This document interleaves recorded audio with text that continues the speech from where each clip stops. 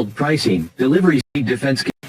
A newly leaked document allegedly from Russian state defense conglomerate Rostec appears to outline detailed pricing, delivery schedules, and export plans for advanced Sukhoi fighter jets destined for several foreign clients, including Iran. የኤርትራ ቁጣ በድሮንና ሚሳኤሉ ማስጠንቀቂያ ኤርትራን ለመሰንጠቅ የተሸረበ ሴራ ነው። ኤርትራ አስመራን እንደ ጋዛ የሚያወድሙ በሚለው ሰሞነኛው አነጋጋሪ ጉዳይ ሰፊ ዘገባ ባስነበበው የእንግሊዙ ዘ ኢኮኖሚስት መጽሔት ጉዳይ ኤርትራ ይፋ ምላሽ ሰጥታለች። ከቀናት በፊት መጽሔቱ ይፋ ባደረገው ሰፊ አተታ ኤርትራን በብርቱ ከወቀሰ በኋላ ከኢትዮጵያ ጋር የሚደረግ የጦር መማዘዝ አስመራን እንደ ጋዛ ወደ ፍርስራሽ አገዛዝ የጦር ጀቶች ሸመታ ላይ ነው በሚል ያፈተለከው መረጃ መነጋገሪያ ሆኗል። የአገዛዙ ጀነራሎች ወደ ምስራቅ አውሮፓ በተጓዙ ጠቅላይ ሚኒስትሩም ወደ ሩሲያ ባቀኑ ተመሳሳይ ሰሞን የወጣ መረጃም ሆኗል። ከቀናት በፊት የአየር ኃይሉ አዛዥ ሌተናንት ጀነራል ይልማ መርዳሳም ዋነኛ ዓላማው ጦር መሳሪያ ሸመታ ያደረገ ጉዞን ወደ ቤላሩስ ማከናወናቸው ምን ነው ኢትዮጵያ ጠቃሚ ሀገር ናት ብለው የወዳደቀ ጦር መሳሪያ ማራገፊያቸው ያደረጓትን ሀገር ማወደሳቸው አይዘነጋም። بحفشة لنكني أبي أحمد أطوار جزية حدشتي سخيات تجزيين زبل بروباغندا فني له زخا مالت أبزح تسمعوا زلهم يقوم كله سخي سلاسة حمشتن زبحالة جزيو كاب رشا جزيو مسرح كم زلوا هذا سلي خزوت حبريتا زبل بروباغندا وتيلو قال من جتات كم زبل وحصوت مخانون السو دايما داي تباهيلون بروباغندا استجبر امبر نايتن زلو وحدت نفرتي سبير بارتيو عزيز زلو زغوز اونغر كم زي بليام زبل زلو بحفش ادما اس يو 35 سي ني ايران كاب اسرائيل نفسها نختكلاخل زغزاتو حبننا بلد كلا كتباي كالتن نهند كتباي كالتن راشا سلازين ابي احمد بفلوي قدامنت يبوم نتن سو 35 اوردر غيرنتلو سريحن يبنو زبلو خازلو انا كامني كلني أبي كبسرعتنا أبي حصوت ده يكون كالك كنركبين خلينا سلازي تزب هالزلو مجمريا أبي أحمد نحاسين سجى ما يكون شجرو ناي مورال شجري ناي سراوي شجري بزخانة نزي كم زعينا زربا ملس تواهبوني رياب وانو بتملس دمه نزي مسل 10 مليوننا من تاي نمن كتفرار هالو درونات أمسينا لنا درونات أمسيها خيط كان كور تبل نزي تعنو نزي تقتل أموداتها كل نجار كتودو تغيلها كابز تخفي عشاننا تعالى مسائلات علىنا 3500 كيلومتر دقيق مسائلات علىنا تانكتات علىنا مدافع 50 علىنا زنجر معلت تقورد له كاب عين سب تصوره يكونن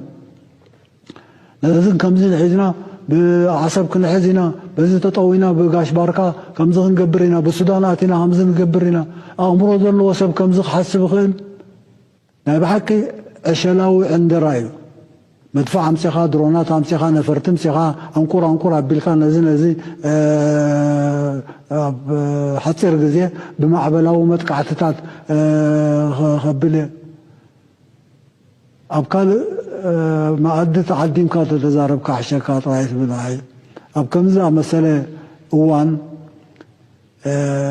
አሎ ዲኤልኒ ክንደይ ድሮናት እንደለዋ አበይ ተቀሚጠ እንደለዋ ክንደይ ነፈርቲ እንደለዋ አበይ ተቀሚጠን ኣለዋ ክንደይ ቦምባታት መሲለን ኣትይለን ክንደይ መዳፍዕ ኣለዋ አበይ ተዘርጊሑ ኣሎ ኣብ ሳምረ እንታይ ኣሎ ኣብ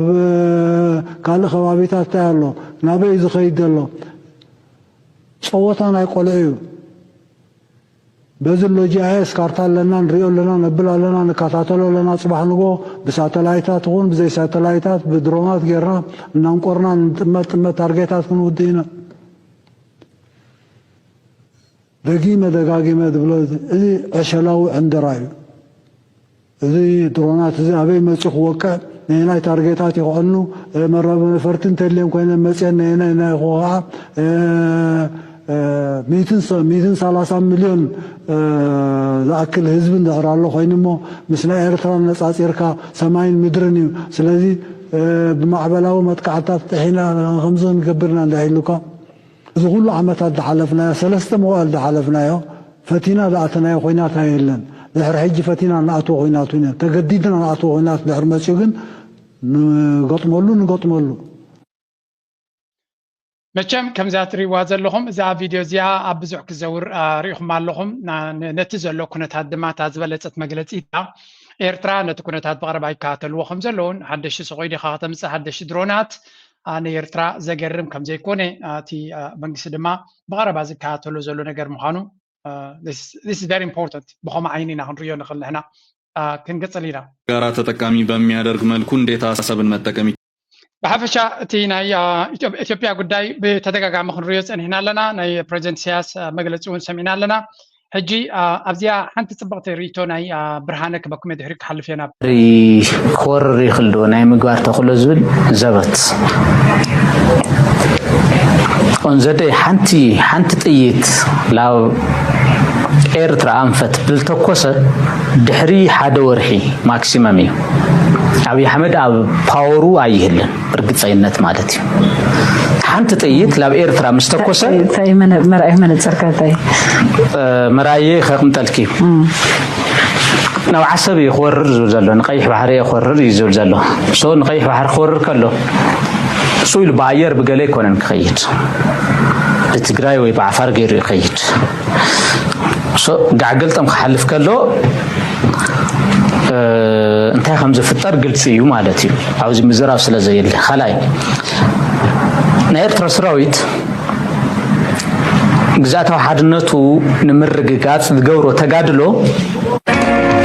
Here's to sharing a little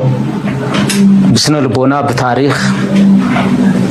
ብመንነት ፖለቲካዊ ታሪኽ ጥራሕ ክንፈላለን ኸሊና ምስቲ ናትና ተመሳሳሊ ብሓፈሻ እቲ ዘረባ ንሪኦ ዘለና ንጹር ዝኾነ እዩ አብይ አህመድ ጉዳይ ናይ ቀይ ባህሪ ሸለል ኢሉ ክሓልፎ ዝኽእል ከም ዘይኮነ ፈሊጥና ኣለና ናብ ኤርትራ ገጹ ክወስዶ ዝኽእል ስጉምቲ ድማ ዳርጋ ብብዙሓት ክኢላታት ከም ዝሰማምዕሉ ስልጣኑ ከብቅዕ ምስ ዝደሊ ወይ እውን ነታ ኩርሲ እንተመንይዋ ጥራይ ናብ ኤርትራ ገጹ ተንከስ ክብል ዝኽእል ናብ ኤርትራ ገጹ ዝወስዶ ዝኾነ ይኹን ኩናት ዓቕሚ ሃልይዎ ንኤርትራ ወይ እውን ንዓሰብ ወሲዱ ደው ንኽብል ንዑ ተቆጻጺሩ ንክቕጽል ዘሎ ተኽእሎ እቲ ኩናት ምፍናው ናብ ኤርትራ ከይፈነወ ከሎ መውዳቑ ስለደይ ተርፎ እቲ ድራማ ዝቕጽል ዘሎ ብሓፈሻ ኤርትራ ግን ከምቲ ንሳቶም ገለገለ ዝጽሕፉልና ነገራት ኣሎ እዚ ፕሬዚደንት ኢሳያስ ክዛረበ ፀንሐውን ክሪኦ ከለና ኤርትራ I really hope ነዚ ሕጂ ዘሎ ምዕራፍ መንሳብና ሓዋሩን መኸተምታ ክገብሩሉ በኢትዮጵያ ድመጽእ በተደጋጋሚ እንሰምዖ ዘለና ዘረባ እንተኮይኑ ንዘለዓለም ከም ዘይትዕርፉ ክንገብረኩም ኢና ሓንቲ ዘረባ ንዓይ ኣዝያ ትሕመመኒ ቀጭ ተብለኒ ዘረባ ድማ እዛ ዘረባ እዚያ ያስምዕዋ ኤርትራን አልለወጣትም ቀይ ባህርን በትክክል አቅም አድርጎ ኤርትራና ኢትዮጵያ መጠቀም ካስፈለጋቸው ቀይ ባህርን ወደ ጥቅም የሚቀይረው በቀይ ባህር ላይ ያለውን ፖለቲካና ወታደራዊ ጫና ተቋቁሞ ትርጉም ያለው የቀጠና ፍላጎት ማሳካት የሚችለው የቀጠናው አቅም ኢትዮጵያዊ አቅም ብቻ ነው ኤርትራኖች ቀይ ባህር ስላላቸው ስልጣኔ መስራት ይችሉ ቢሆን ኖሮ እስካሁን አሁን ያለውን ኤርትራን ሰማም አሁን ያለውን የኤርትራ ኢኮኖሚ አንሰማም አሁን ያለውን የኤርትራን ዲፕሎማሲ ድህነት አንሰማ የሰማንበት ሰምዖ እዚ ዘረባዚ አነ ኤርትራውያን ደምና ዘፍልሕ ዘረባ ምዃኑ ኢና ንፈልጥ ምክንያቱ ሓንቲ ካብቲ ኣፎም መሊኦም ዝላገጹልና ዘሎ ዘረባ ኤርትራውያን ካብ ቀይሕ ባህሪ ኣይረብሑን ትብል እያ እጂ እቲ ቀይሕ ባህሪ ንሕና ክንጥቀመሉ ከም ዘይንኽእል ገይሩ ዝኣመነ ወለዶ ኣብ ኢትዮጵያ ምክንያቱ ንሕና ከምቲ ዝድለ እቲ ቀይሕ ባህሪ ንህዝቢ ኤርትራ ካልእሲ ይትረፍ ህዝቢ ኤርትራ ኣብ መዓልቲ ሓደ ግዜ ዓሳ ክበልዓሉ ዝኽእል ዕድል ክፍጠር ብዘይ ምኻሉ ስለምንታይ ምዃኑ ጽቡቕ ጌርና ንፈልጥ ኢና ብሰንኮም ምዃኑ ንፈልጥ ኢና ብሰንክናቶም መራሕቲ ዝፈጠርዎ ፀገም ምዃኑ ከምኡ ኮይና ዘለና ግን ንዓታቶም መላገጽ ገይሮምና ስለዚ ሓንቲ ካብቲ ስንና ነኺስና ክንገብራ ዘለና yes we can ክንብል ኣለና ብዘይናትኩም yes ምሳኻትኩም ሽርክነት ገለ ንጸልእ ማለት ኣይኮነን ብዘይ ንስኻትኩም ቀይ ባህሪ ከይተጠቀምኩም ከምዕብል ከም ንኽእል ፕሩፍ ክንገብር እየ ዘለኣነ ኤርትራሲ ነዚያሲ ስና ነኺሳ ክትገብራ ዘለዋ እያ ኤርትራ ንቀይሕ ባህሪ ተጠቂማ ብዘይ ናይ ኢትዮጵያ ወደብ ብዘይ ናይ ኢትዮጵያ ንግዲ ክትምዕብል ከም ትኽእል ምክንያቱ ካልኦት ሃገራት ይምዕብላ ኤርትራ ድማ ትኽእል እያ ስለምንታይ ሙሉእ ሓይልና ኣብ ሕርሻ ጥራይ ንጎም ምሸትን ኮይኑ ዘሎ ሃብቲ ዓሳ ኸ ስለዚ ካብ ሕጂ ንድሓር ንዓሳ ነተይ ብመግቢ ነፍስና ንኽኣል ክንብል ከለና ንኤርትራ ንዖም ብሕርሻ ጥራይ ክኸውን ዝኽእል ንሕና ግን ብመግቢ ሕርሻ ጽቡቕ እዩ ዲጋታት ጽቡቕ እዩ ልምዓት ጽቡቕ እዩ ምክንያቱ ሕርሻ መተካእታ ስለ ዘይብሉ ግን ሃብቲ ዓሳ ካለና ነቲ ዓሳ ድማ ኣካል ናይቲ መግቢ ጌርና ኣብኡ ድማ ከም ምዕብል ዘድሊ ፃዕሪ ጉያ እዚ ድማ ፕራይቬት ሴክተር ይኽገብሮ ዝኽእል መንግስቲ ኤርትራ ነቶም ፕራይቬት ኢንቨስተራት ኢትዩ ኣብ ጀልባን ኣብ ዓሳን ኣብ ታኒካታት ከቅብሩ ዝኽእሉ ንዓታቶም ዕድል እንተይብዎም ብግሩፕ ኮይኖም መራኽብ ኣምፂኦም ምስ ካልኦት ተሻሪኾም ድዮም ኤርትራዊ ሰራዊት ኤቭሪዴይ ዓሳ ክበልዓሉ ዝኽእል ተኻለ ድማ ከከም ዓቕሙ ክገብረሉ ዝኽእል ነዚኣ ኣብ ዝመፅእ 5 ዓመት ተንበፅሓሲ ናተይ ሕልሚ ምኾነት ነይራ ብዝኾነ ናይዚኦም መወራዘይ ብምዃን ኣብ ቁርቢ ይስምዓኒ እዩ ግን ክንገብሮ ስለንኽእልካ ኮንፊደንስ ክህልወና ኣለዎ ወደብና ስለ ዝሰርሐ ጥራይ ኮና ንምዕብል ዝኸይድ ዘሎ Bitcoin be the way to generate and spread wealth and opportunities around the world? Yes, hi Charles. Yes, this is why I'm so passionate about Bitcoin. You know, we are addicted to the money printer in this country, and I think a nation that lives by the money printer runs the risk of dying by it as well. I mean, we used to be the world's biggest creditor nation. We made stuff. Now we're the world's biggest debtor nation. We hardly make anything. ذات زربا زلا زربا أبز شير جرنا لكم نيرنا ماسيا خميلاتون دحريلكم سوسان سلستن شح كلا بيتكوين تزاربتيو أمريكا تزل على عداز اللوايا تونكو تسفاد ماسب بيتكوين إم أب كريبتو أب بيتكوين إنفستن تجبريلا لك كابز تزاربتو لك سابلومي 220 سلستن شح 220 4 شح 220 5 شح قصات خير على بيتكوين خلاص زربا نزا فيديو زي أمسي يعني رانا افتز وصلت لك زي أمسي لكم نيرة إنفست جبرو ናይ መጻኢ ለውጢ ከምስ ዝኽእል ቴክኖሎጂ ይብለኩም ነይረ ካብ 63 ናብ 125,000 ደይብሎ ነዛ ዘረባ ክዛረበኩም ከለኹ ሓንቲ መልእኽቲ ትራያ ዘላትኒ ካብ ኤርትራ ብዙሓት መልእኽቲ እዮም ሰዱለይ ከመይ ጌርና ኢንቨስት ክንገብር ንኽእልና ይብሉኒ I'm really sorry ኣብ ኤርትራ ክሕግዘኩም ኣይክእልኒ ምክንያቱ እቲ ሲስተም እቲ ቴክኖሎጂ የለን ኣብ ደገ ዘለዉ ግን ኣይጥቀምሉን እዮም ብዙሓት የስ ኣሽሓት ተማሂሮም ኣለዉ ምሳይ ግን ኣብዚ ቻነል ካብ ዘለዉ ሰባት ብዙሓት ኣይጥቀምሉን እዮም نتعدل مالتي سوسان سلسن شح كله بيتكوين نوع إنفست جبروا إليه كطبعهم كعبي قليلة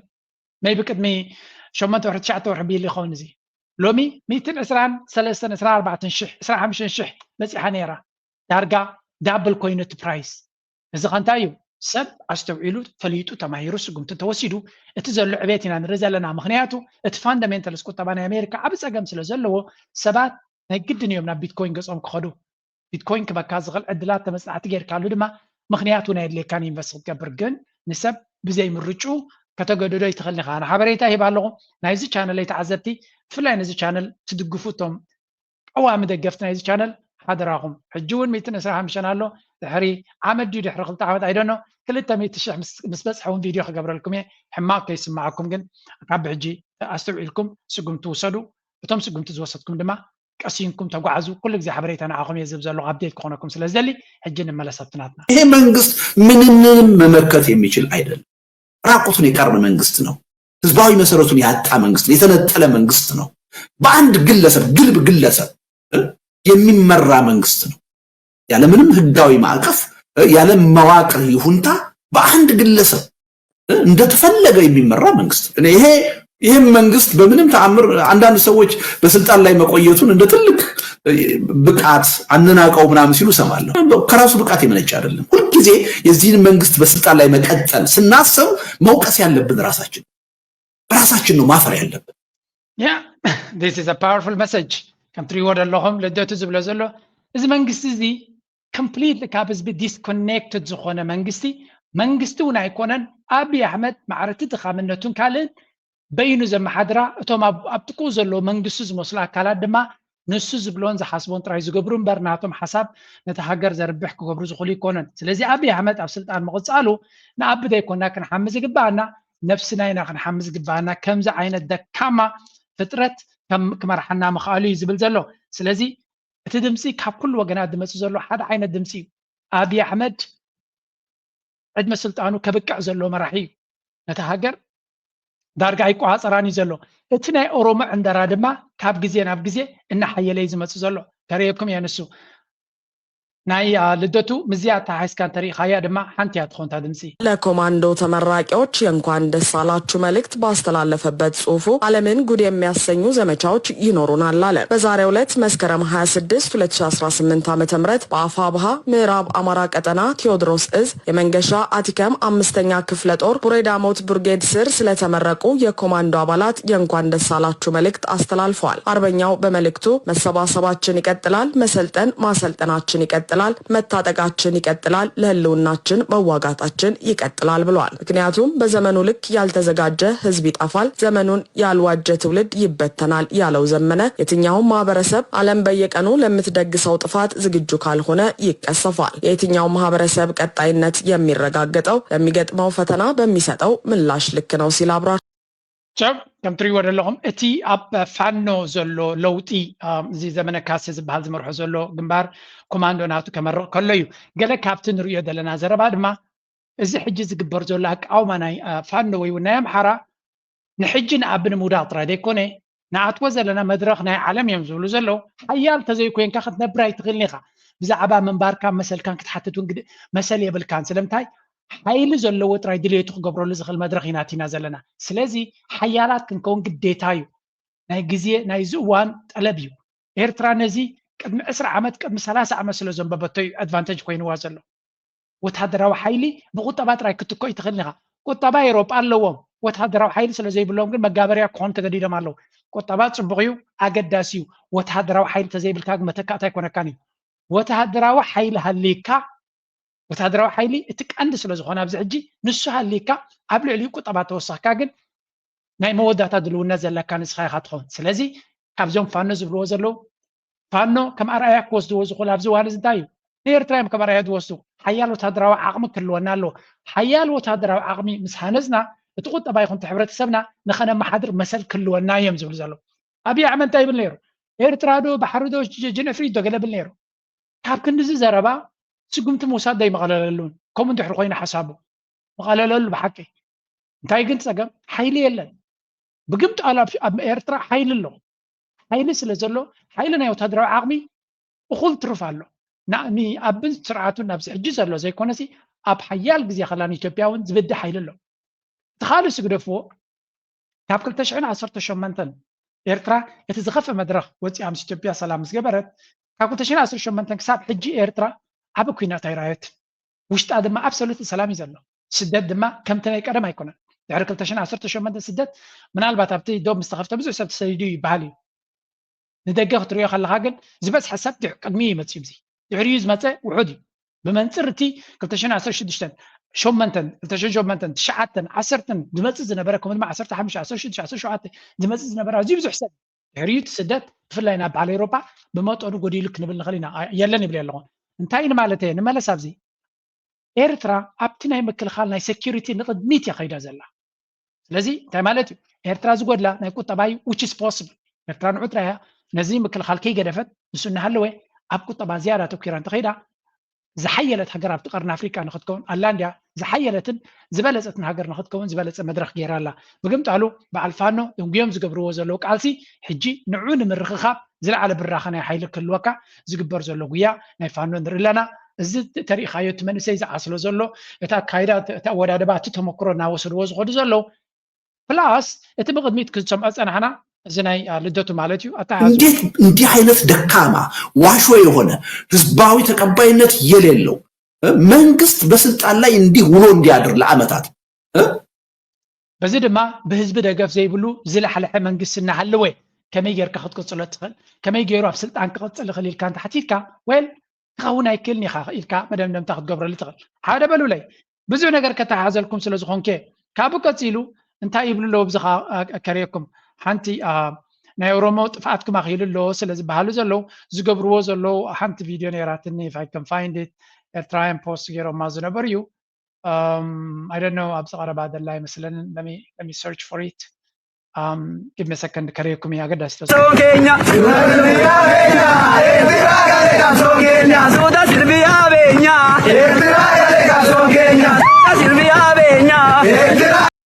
ከም ንሪኦም ዘለና እዞም ሰባት እዚኣቶም ጥዕና የብሎምን ብዛዕባ ኤርትራ ኣብዚ ርጫ ዝብልዎ ዝነበሩ ጎስጓስ ናብ ኣፍ ደገ ባሕሪ ዝብል ዓብ ጎስጓስ እዩ ዝካየድ ዘሎ ነዚ ድማ ብዙሓት ተወለዲ ናይ ኣምሓራን ካልኦትን የማኽርዎም ኣለዉ ሓደ ካብቲ ምክሪ ስምዑ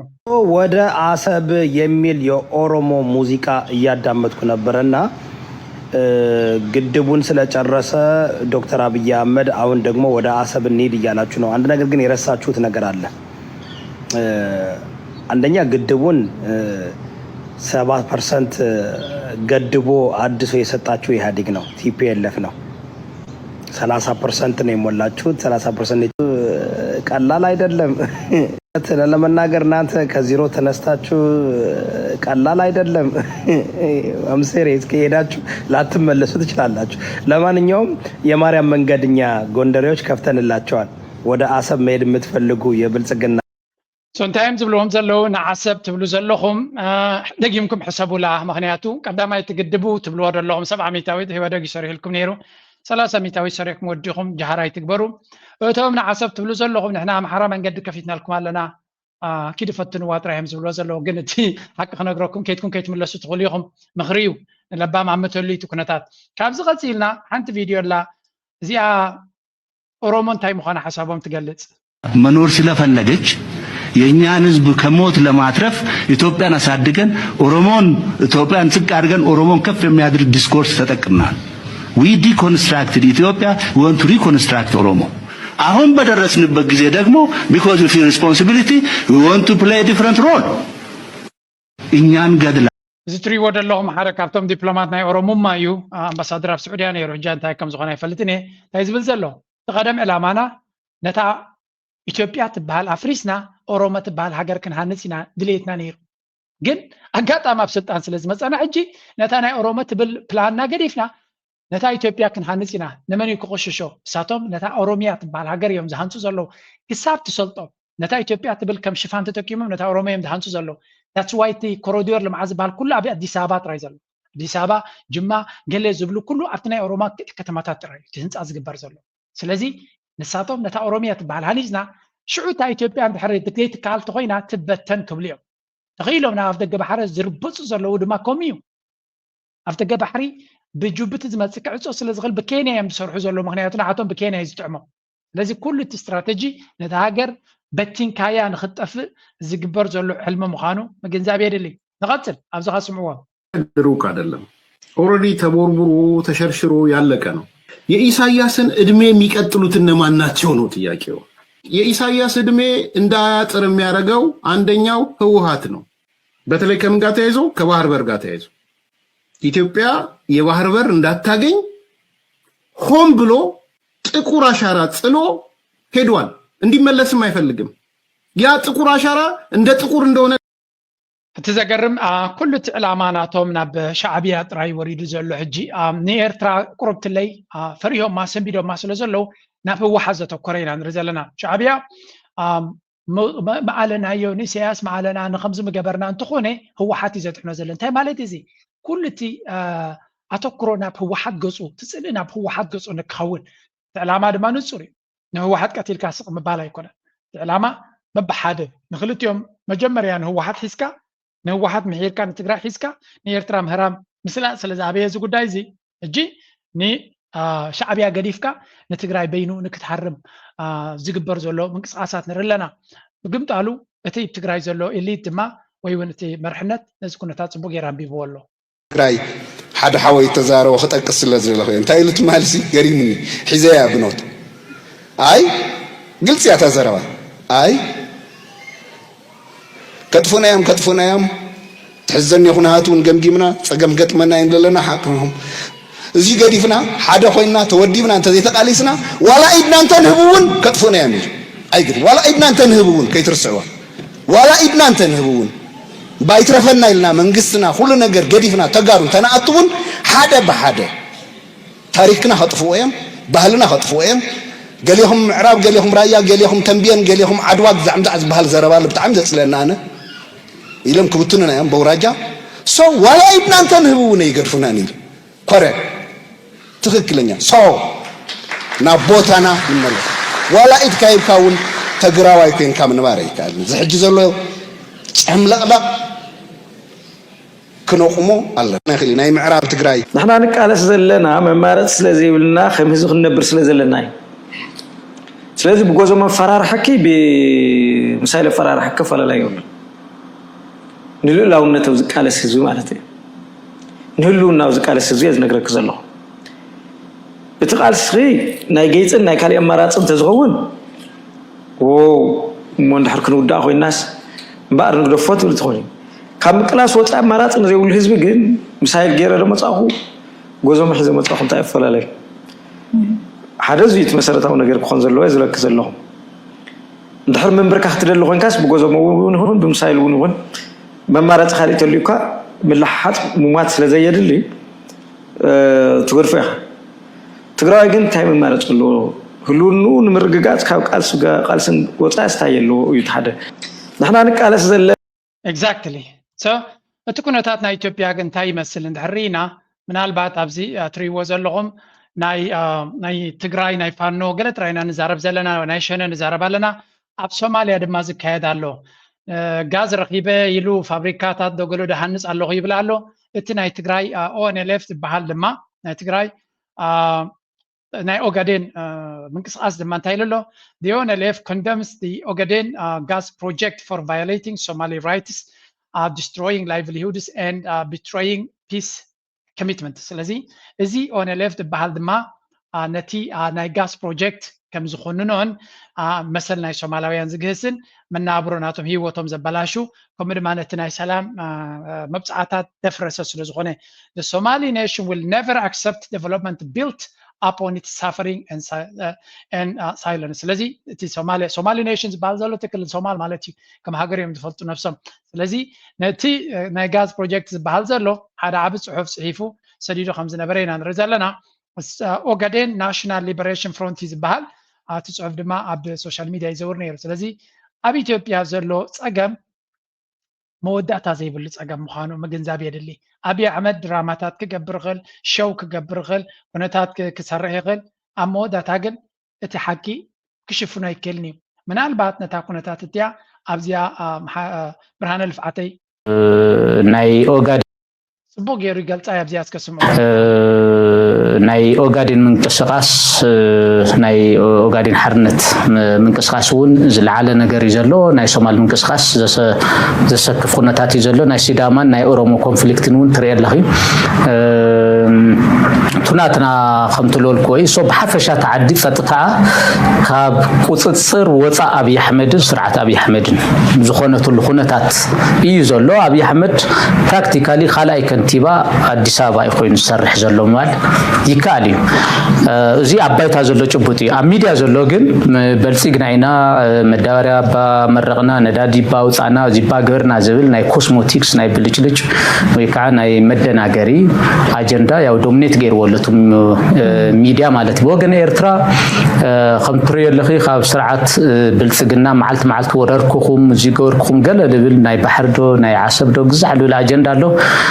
ንኡንም ካትእኹል ምድላው ዝገበሩ ይመስለኒ ካፍቲ ወሃቢ ቃል መንግስቲ ኤርትራን ካብ ሚኒስትሪ ዜና ኤርትራን ካብ የማነ ገብረ መስቀል ዝወሃቡ ጽሑፋት ገለ ክትርኢ ከለኻ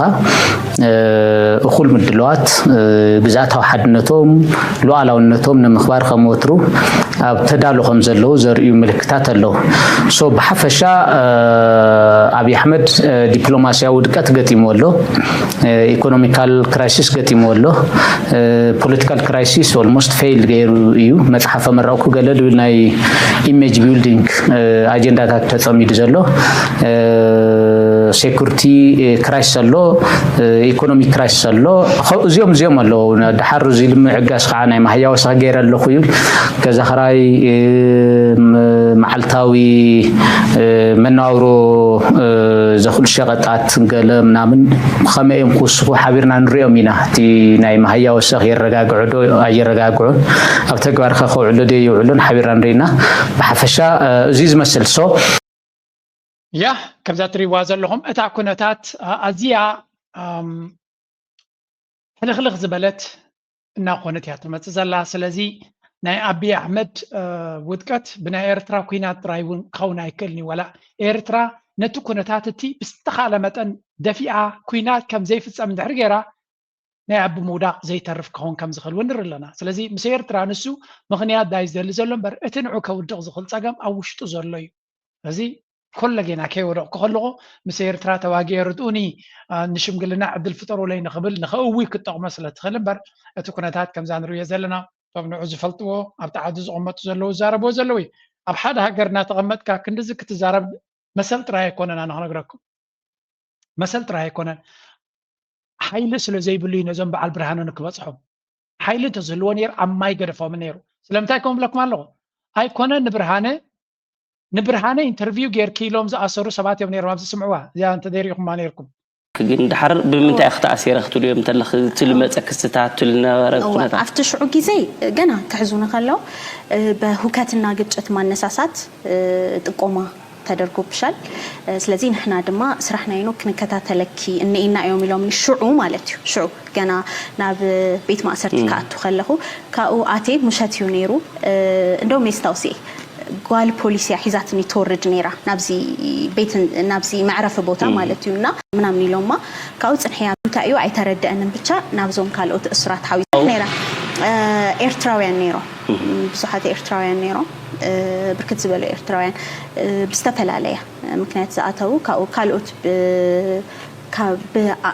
ተመሳሳሊ ናተይ ዓይነት ክስ ዝቀረበሎም ተወለድቲ ኣምሓራ እውን ነይሮም እዮም በፋኖ ምናምን ዝብል ማለት እዩ እሱ ብደንብ ገይረ ክመፀካየ ያው ኣቴ ካኡ ብፅባሒቱ ኣነ እንታይ ይሓስብ ነይራ ሽዑ ድቃስ ኣይትድቅስን ኢኻ ብጣዕሚ እዩ ዘፍርሕ ቤት ማእሰርቲ ኢኻ ኣቲኻኒ ኢኻ ሓድሽ ዝኾነ በቃ ሓድሽ ኩሉ ነገር እንታይ እዩ ተፈጢሩ ምናምን ኢኻ ትብልና ዞማኡ ውሽጢ ዝነበሩ ብጣዕሚ ከረጋግዑን ሞኪሮም ኣጆኹ የጋጥም እዩ ምናምን ኢሎምኒ ግን ኣነ ዘይደቀስኩ እየ ሓዲር ብፅባሒታ ንግሆ ፀዊዖምኒ ኸይደ እሱ እውን ብጣዕሚ መፍርሒ እዩ ነይሩ ሓንቲ ሚኒባስ ነይራ ናብዚኣ እተው ኢሎምኒ ብዙሕ ፖሊስ ነይሮም በቃ ኣነ ብቻ እየ ተከሳሲት እምበር ካልኦት ብምሎም ፖሊሶም ነይሮም ብቐድመይ ፒክኣፕ መኪና ነይሩ ብላዕሊ ወፂኦም ፌደራል ፖሊሳት እዮም ነይሮም እና ፀሊም ዝገበሩ ሃውዚ ዝተሸፈኑ ማለት እዩ ብድሕሪት እውን ከምኡ ብጣዕሚ ብዙሓት ዕጀባዋ እዛ ኣነ ዘለኹላ መኪናስ ፖላይስ እውን ነይዋ ቅድሚትና ድሕሪት እውን ዕጀባ ነይዋ እና ብጣዕሚ ፈሪሐ ናብኦም ዝወስዱንስ ግርዓት እዩ ካውን ሓደ ፖሊስ ምሳይል ነበረ ናበኢና ንኸድ ምናምን ኢለዮ ኣይ ኣነ እውን ኣይፈለጥኩን ግዳጅ ተባሂለ ምናምን ነገር ኢሉኒ ሰው ክነግረኒ ኣይደለይ ነበር ናብ ዝኾነ ቦታ እዮም ዝወስዱኒ ኢለ ብጣዕሚ ፈሪሐ ነይረ ከምዚ ንሪኦ ዘለና እዚ እቲ ዘሎ ኩነታት እዚኣ ነቲ ብርሃነ ኢንተርቪው ዝገበረትሉ ናይ ፅምዶ ስለተዘራረበት ኣብ ኣዲስ ኣበባ ኻ ስለ ዝነበረት ይመስለኒ እዚ ኩነታት ዘጋጢምዋ ስለዚ ኣብይ ኣሕመድ ዝከኣሎ ኩሉ ዝገብር ዘሎ ምክንያቱ እቶም ምስ ዘለዉ ይነግሩ ስለ ዘለዉ leadership, the executive committee wanted to dictate everything. They don't have the grey matter. They don't have a clear idea of what the world thinks about them. Right. They don't have any clear idea, even the foggiest idea of what it means to be in charge of Tigray and what it means to try to extricate these people out of the kind of destruction and እንታይ ዝብል ዘሎ ናይ ጌታቸው ረዳ ፈፂንካ ርእሲ ዘይብሎም ትግራይ ኣብ ከመይ ኩነታት ወሪዳ ኣላ እንታይ ዓይነት ፅልዋ ኣብ ዓለም የምፅኣሎም ኣሎ ሓስቡ ዘይክእሉ ሰባት እዮም ነቲ ህወሓት ዝመርሑ ዘለዉ ዝብል ዘሎ ኣሚን ህወሓት ዝበሃል 50 ዓመት ዝገበረ ፓርቲ እዩ እቶም ምስ ዘለዉ ድማ ናይ ነዊሕ ዓመታት ምስ ዝነበሩ እዮም ሕጂ ድዮም ተረዲኦም ከም ምዃኑ ወይስ ቀደም ስለ ዘርብዖ ዝነበረ ይምፅኦም ነይሩ ማለት እቲ ዘረባናቱ ንዓቢ ከምዚ ገይሩ ዝገልፆ ነይሩ ባሕሪ ናይ ጌታቸው ምዃኑ ኢና ንፈልጥ ሎሚ ኮይኑ ነቲ ትማል ምስ ዝነበረ ኣፀቢቕካ ናይ ምድኻብ ክእለት ኣሎ ስለዚ እዚ እቲ ንምንታይ ከዓ ከምዚ ወፅዩ ፍቆርስ ነቲ ኣጀንዳ ናይ ኣቢ ከሳስየሉ ስለ ዝነበረ ስለዚ እቲ ኩነታት ኣዝዩ ዝተሓላለኸ ነገር ኢና ንርኢ ዘለና ካብዚ ናበይ ክቕፅል እዩ እንታይ ክኸውን መወዳእታ ናይቲ ትግራይ ሓቢርና ንዕዘቦ ኮይኑ እቲ ኩነታት ግን ከቢድ እናኾነ እዩ ዝኸይድ ዘሎ ኢትዮጵያውያን ኣነ ኩሉ ግዜ ከም ኢሞሽናል እዩ ዝሪኦም በላሕቲ ይኮንን ግን ኢሞሽናል ብዛዕባ ነብሶም ጌጋ ዝኾነ ርድኢት ኣለዎም ንሱ እዩ ከዓ ግዳይ ናይ ሚስ ካልኩሌሽን ዝገብሮም ሕጂ ንሕና ከም ኤርትራውያን ኣብ ዓድና ብዙሓት ሰረቕቲ ርኢና ኢና ቱርኪ እንግሊዝ ጣልያን ገለ ርኢና ኢና ኢትዮጵያ ከዓ ሓንቲ ካብኦም እያ ግን ትፍልለይ ኢትዮጵያ ውሽጣዊ ድፊት ኣይኮነን ከምኡ ከም ትገብር ገይርዋ ክንብል ንኽእል ኢና ካብዚ ሕጂ ንሪኦ ዘለና ነገር ማለት እዩ ከምዚ ዘይንስኻ ምምሳል ተዓቕሚ የለን ትስልጣነ እውን ከምኡን ክንድኡን እዩ ግበሪ ክትገብሪ ትኽእል ኢኸ ኢሎ እማ ከም ዝገበረት ይርዳእካ እቲ ብኤርትራ ዝነበሩ እቲ ግዜ ኢትዮጵያ ማለት እዩ እሱ ኸይኮነ የተርፍን እዩ ካልኦት ክኢላታት ሰራቕት ንበሎም ቶም ካልኦት ወይ ተሞክሮ ዘለዎም ዘድልዮም ሰሪቖም ዘድልዮም ኣልዒዶም ከይዶም ወይ ንኻልኣይ ግዜ ንኽሰርኩ ብኻልእ ኣገባብ ክመፁ ይኽእሉ ኢትዮጵያ ጀማሪት ሰራቒት ምዃና ትፈልጠሉ ምስ ሰርቆት ንብረት ኣብ ፍቕሪ ወዲቓ ውፅኢት ናቱ ከዓ ሕጂ ምእባዳ ኸፊኢልና عم زعل زوز مودلو بمقزمات سميمومنا نورمال جمرت السرقة مغانم زري كانت السرقة نبرد انت بحق انت بخالة تمديسو كلا قباب مرسني كلا قباب تستقو ولا حنت تسخر لا يتخلني غازا زرباديا صيري تزربايا سراقسي نت سريق وزنبره امانه انت فتيو ناتو غينو تسمعوا كنتاتنا نرزلنا very very sad اجي كنكسلينا بفلاي قربت لي لنكنه حماق نغرات يرل لهون ديس كنسمعيو كما يجرو يطفي تعلاما تغرينيا بتغرينيا طافيكا اسلام 4 انست جيركا قلعت مولاد يفورك حوي احنا تشويتنا بسهم افيكم نحن 4 انست انا حدي ما برام عيت بتصح له كاب كلنا ككل تقعدوا تالون سب زي فلطو حجي تريفات نزل حنت قال تغرينيا شغدري زمان سلام الله مساون ودي له قال تغرينيا ارتدوكس نبرت شغدري ودي له قالوا مع اخر عواي نجي قال تغرينيا خمي جيركا هذا سلمنا مساعد شغدري صرح له زلو بعلاماي قال نستيتن تحيسكا غازات سلمتيا قال نستيتك انت حيسكا غازات بريا كمي جيركا جدت انسي اول تغرينيا ابتحتنا امبركيكنا قلعوت وريدنا اسلمنا قبلنا عبايا خدينا كما يجيروم تغرينيا يوحدو كما يجيروم يطفو كما يجيروم ምናልባት እዚ ሰብ እዚ ገለገለ ሰብ ጽሉል ይጃና ይንዮ በሎ ድብለን ሰባሎ ግርም ባዓሻ ተመሲል ካድራሮም ወዳሎ እዚ ሰብ እዚ ዝሰርሖ ዘሎ ስራሕ ምናልባት እቲ ዝኸፈ ስራሕ ክኸውን ዝኽእል እዩ እቲ ዝኸፈ ዝብለኩም ዘሎ because ኤርትራ ሓደ ካብቲ ነዊሕ ዓመታት ንሰርሓሉ ዘለና ብሰላም peaceful coexistence ኤርትራ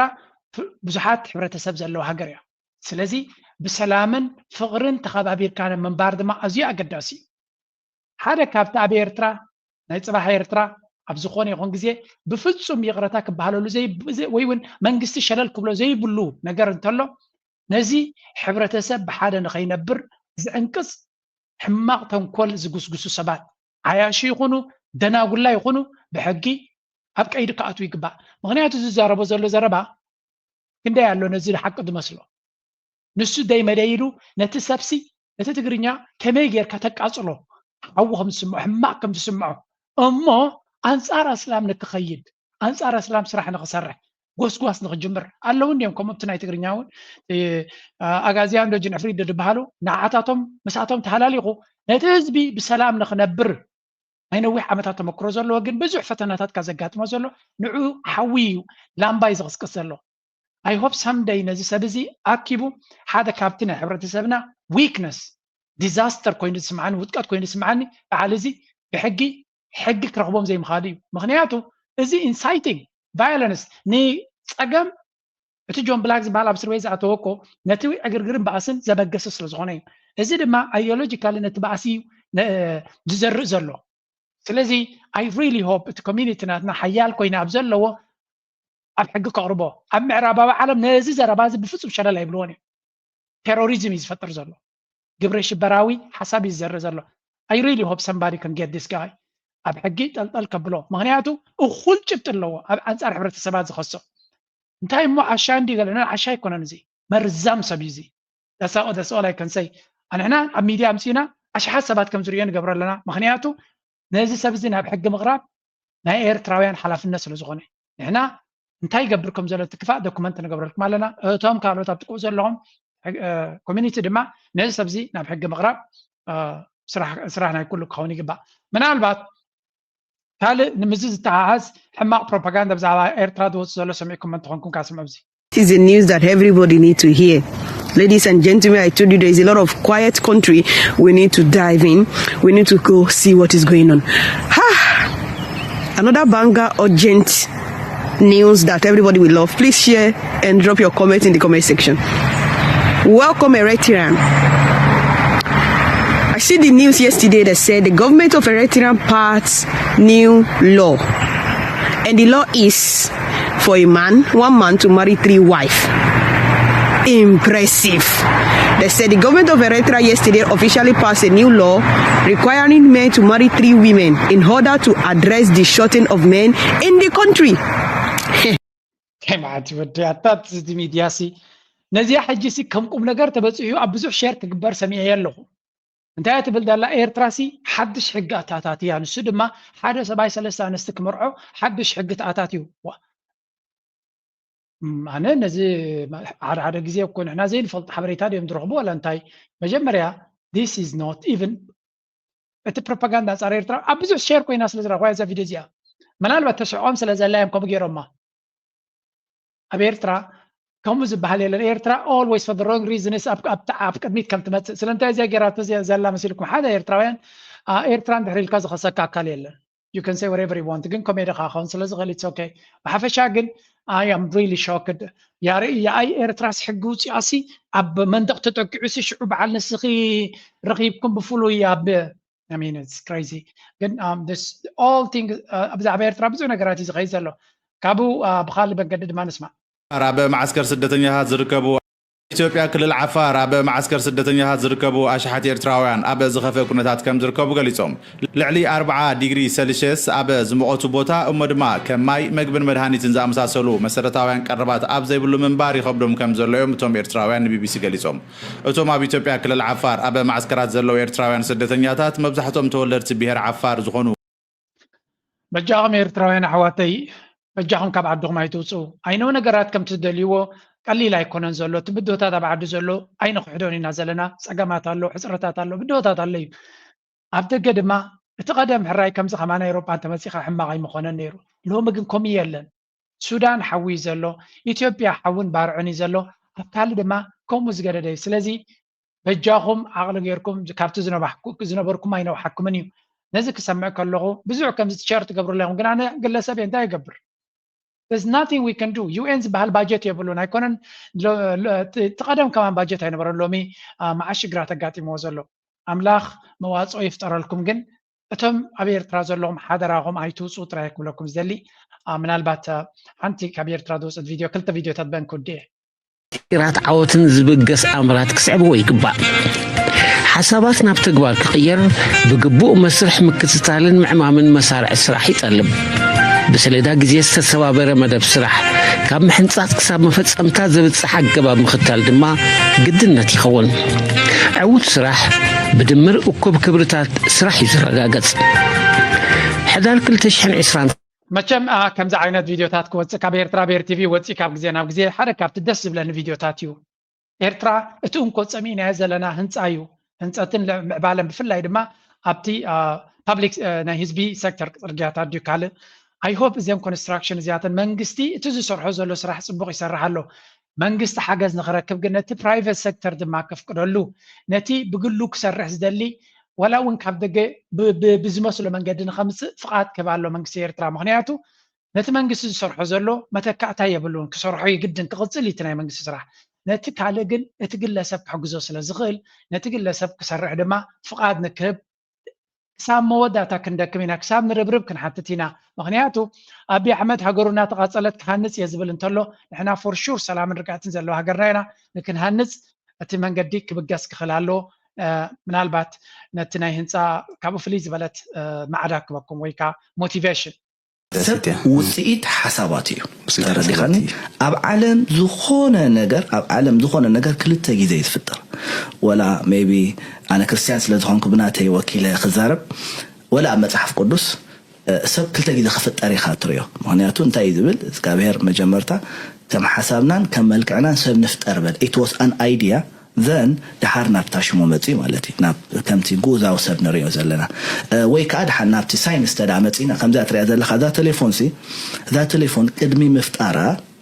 እቲ ዝፈጠራ ሰብ ኣብ ኣእምሮ እዩ ፈጢርዋ ኣብ ኣእምሮ ዲዛይን ገይርዋ